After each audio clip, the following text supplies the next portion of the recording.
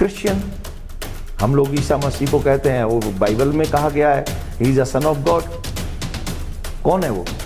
He is not God, he is a sun of God. He is not God, he is a sun of God. He is not God. He is a son of God. Then who I am? Who are you? We are also son of God. Then who is God? Krishna only God. सिर्फ भगवान कृष्ण ही है। कृष्णम वंदे जगत गुरु, वो भगवान है, बाकी के हम सब बच्चे हैं।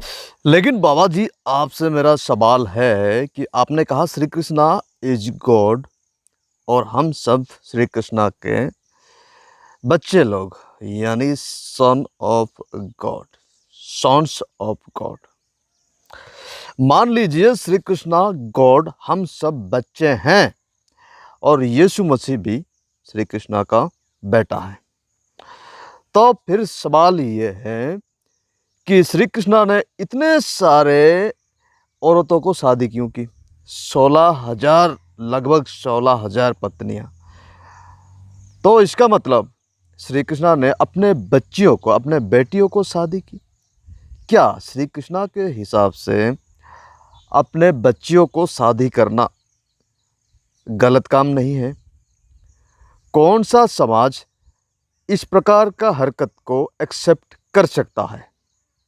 दुनिया में किसी भी समाज कभी भी बाप बेटी के अंदर जो शादी एक्सेप्ट नहीं कर सकता है। लेकिन आपने कह रहे हैं कि श्री कृष्णा ने हमारा बाप है, दुनिया के हर इंसान लोग श्री कृष्णा का बच्चे लोग हैं, बेटा बेटी हर प्रकार के। तो अभी श्री कृष्णा खुद को ही खुद साबित करते हैं कि वो भगवान नहीं है, क्योंकि भगवान तो इस प्रकार काम नहीं कर सकते हैं, इस प्रकार का पवित्र घृणित काम को नहीं कर सकते हैं। ये रही एक नंबर बात। 2 नंबर जो पॉइंट है वो पॉइंट है कि श्री कृष्णा ने लोगों को आपस में लड़वाया, एक दूसरे को मारवाया। क्या इस दुनिया के हर इंसान श्री कृष्णा के बच्चे लोग नहीं हैं? कौन सा बाप चाहेगा कि अपने परिवार के अंदर अपने बच्चे आपस में लड़े? कभी भी किसी भी इंसान नहीं चाहेगा कि अपना बच्चे लोग आपस में लड़ें। और अर्जुन जैसे कई सारे योद्धाओं ने तो नहीं चाहते थे लड़ने के लिए, तब श्री कृष्ण ने जबरदस्त उनको कहा कि लड़ना पड़ेगा। तो इस प्रकार के गुण और स्वभाव को देख के हम कैसे एक्सेप्ट कर सकते हैं कि श्री कृष्णा ही भगवान और बाकी दूसरे जितने सारे मजहब के लोग, जितने सारे लोग श्री कृष्णा के बच्चे लोग। ये बात को अगर हम यीशु मसीह के स्वभाव के अंदर देखेंगे तो बिल्कुल यीशु मसीह निष्कलंक है, पवित्र है, निर्दाग है। कैसे? यीशु मसीह ने किसी को शादी नहीं किया, यीशु मसीह ने आपस में लड़ने के लिए नहीं कहा, बल्कि दुश्मनों को प्यार करने के लिए, प्रेम करने के लिए कहा। और एक गाल में थप्पड़ मारने वालों को दूसरा गाल को भी फेर दिया। और अपने मरते वक्त क्रूस के ऊपर जब वो सताव को सह रहा था तब भी माफ किया।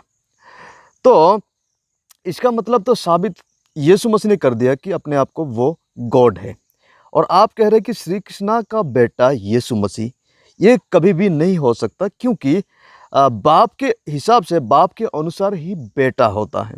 और श्री कृष्णा का स्वभाव, यीशु मसीह का स्वभाव जमीन और आसमान का फर्क है। इसलिए तो इस लॉजिक के अनुसार हम जानते हैं कि यीशु मसीह श्री कृष्णा का बेटा नहीं, हम सब भी श्री कृष्णा के बच्चे लोग नहीं हैं। अभी भी आप कहेंगे कि नहीं, श्री कृष्णा ही हमारा बाप है, हमारा भगवान है। तो ये आपका मर्जी है, आपका सोच है, आपका विचार है। एक बात को याद रखिए, किसी ने अपने आप को मैं भगवान कहने से भगवान नहीं बनता है, मैं प्रधानमंत्री कहने से प्रधानमंत्री नहीं बनता है, मैं मुख्यमंत्री कहने से मुख्यमंत्री नहीं बनता है, बल्कि मुख्यमंत्री का, प्रधानमंत्री का वो कार्य को करना चाहिए, वो कार्य गुण स्वभाव उनके पास होना चाहिए। वैसे ही परमेश्वर होने का जो स्वभाव, परमेश्वर का जो गुण एक इंसान के पास भी अगर है तो वो भगवान बन सकता है। बाइबल के अनुसार आसमान के नीचे, जमीन के ऊपर एक भी इंसान सही नहीं है। यीशु मसीह के अलावा। यीशु मसीह किसी धर्म को बनाने के लिए नहीं, बल्कि इंसानों को बचाने के लिए आया था। मौज मस्ती करने के लिए नहीं, बल्कि एक अहम काम को पूरा करने के लिए आया था। वो परमेश्वर है, इसलिए वो एक निर्दिष्ट जरूरी अहम काम को आकर पृथ्वी के ऊपर किया, जिस काम के द्वारा इंसानों का पाप क्षमा हो सके।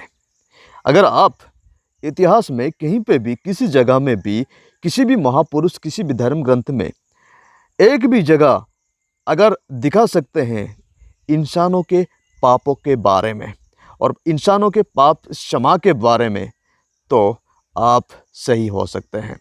लेकिन कहीं पे भी इंसानों का पाप को क्षमा करने के लिए किसी भी भगवान, किसी भी महापुरुष नहीं आए हैं। एकमात्र परमेश्वर यीशु मसीह ही इंसानों के पापों के लिए इस धरती पे आए हैं और इंसानों के पापों के लिए क्रूस के ऊपर यातनाएं सहे हैं। बाकी इस वीडियो देखने के लिए आपको प्रभु बहुत आयत से आशीष करे।